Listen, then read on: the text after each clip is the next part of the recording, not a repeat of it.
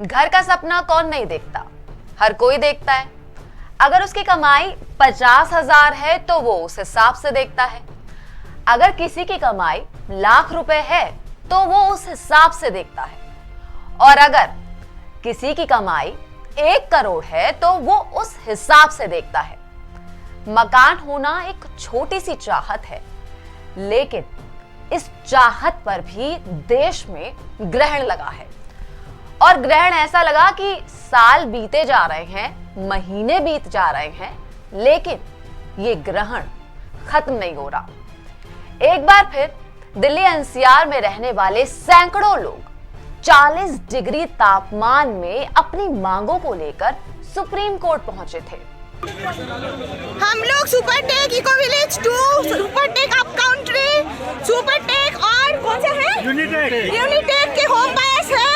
आज हम लोग आए हैं सुप्रीम कोर्ट के सामने, अपना प्रदर्शन कर रहे हैं। प्रोटेस्ट है लेकिन साइलेंस है। हम लोग यूनिटेक, सुपरटेक ऐसे एनसीआर के सारे होम बायर्स के तरफ से आए हैं। और आप लोग को समझना होगा, हम यहाँ प्रोटेस्ट नहीं कर रहे हैं। हम यहाँ पे आए हैं कोर्ट को निवेदन करने, हमारी बात सुनाने कि तारीख टॉर्चर से होम बायर्स को सेव किया जाए। सेव होम बायर्स फ्रॉम तारीख टॉर्चर।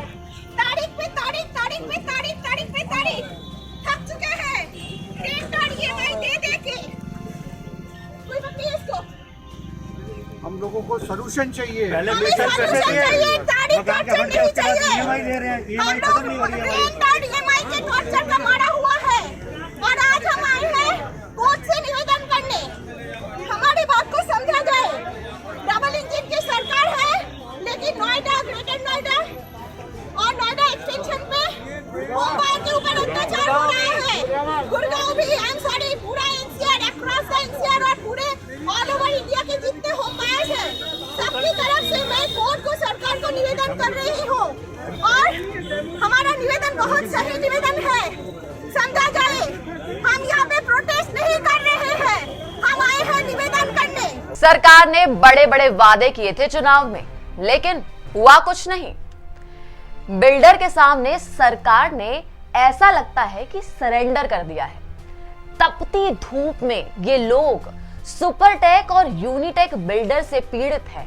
किसी ने 40 लाख रुपए देकर मकान खरीदा, किसी ने 50 लाख देकर, किसी ने 60 लाख देकर। लेकिन हैरानी इस बात की है कि 5 साल हो गए, 7 साल हो गए और बिल्डिंग की जगह पर सिर्फ गड्ढे हैं। लोग रो रहे हैं, विनती कर रहे हैं कि हे मालिक, हमें हमारा मकान दिला दो, लेकिन कोई सुनने वाला ही नहीं है।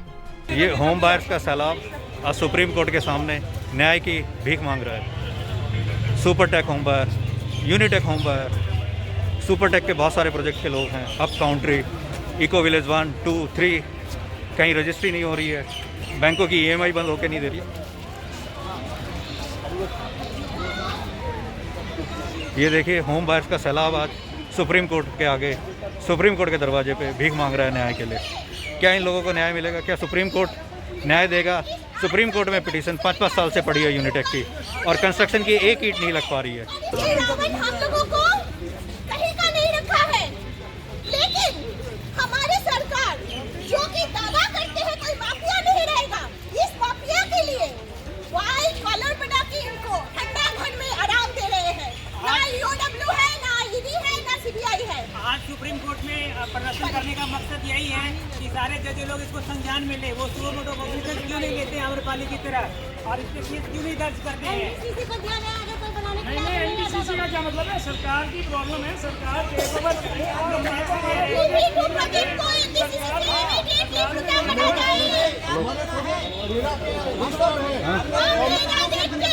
इसमें इंडिया बुल्स ने भी लोन दिया। इंडिया बुल्स ने खुद चोरी करी है बहुत।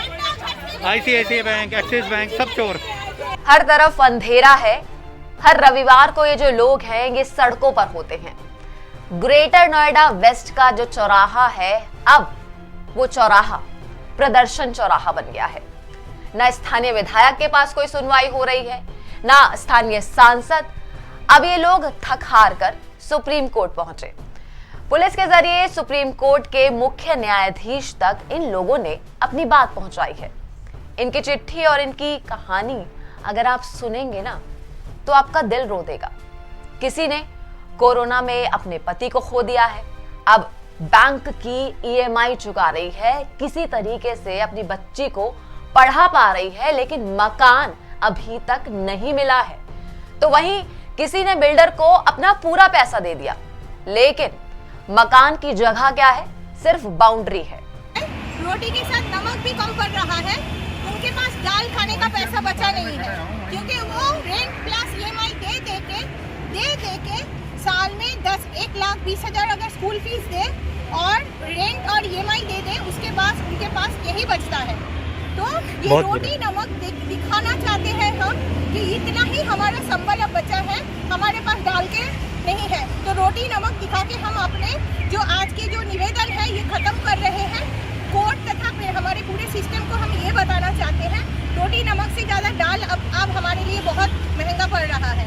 तो हमें सुनने की कृपा करिए। क्या होम बायर्स को न्याय मिलेगा? रावण 56 लोग खा रहे हैं। हाँ, मुर्गा पाल रहे हैं। बिल्डर मुर्गे पाल रहे हैं, दारू पी रहे हैं। हम लोग ये नमक रोटी खाने पे वो है। और हमने पूरी मेहनत करके पैसा दिया है 20 साल और ईएमआई दे रहे हैं। पैसा देने के बाद भी हम लोग नमक रोटी खा रहे हैं। नमक रोटी से सर यहाँ ये पता चलता है सर हम लोग की आर्थिक स्थिति बहुत अच्छी नहीं रह गई है। नमक रोटी तो कृपया बैंकों के जाल में हमें ऐसा फंसाया गया है कि हम तो क्या, हमारे बच्चे भी ये होम लोन की ईएमआई देंगे जो घर हमें कभी मिलना नहीं है, क्योंकि घर कभी बनेगा ही नहीं है। बनेगा। हमारा निवेदन है कि हमारी तरफ देखा जाए, हमारी अपनी भारत सरकार से निवेदन है कि हमारी जनता की तरफ देखा जाए। हम लोग इससे कितने परेशान हैं। तो देखिए, चेहरे तो अलग अलग हैं, लेकिन कहानी सबकी एक जैसी है। बड़े शहर में घर लेने का सपना हर किसी का होता है। कई लोगों ने सपना देखा है, आप और मैंने भी देखा है, और इन लोगों ने भी ऐसा ही सपना देखा था।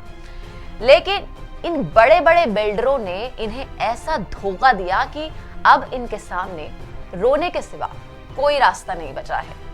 इनकी सुनने वाला कोई नहीं है पूछने वाला कि आखिर हो क्या रहा है और आगे क्या होगा।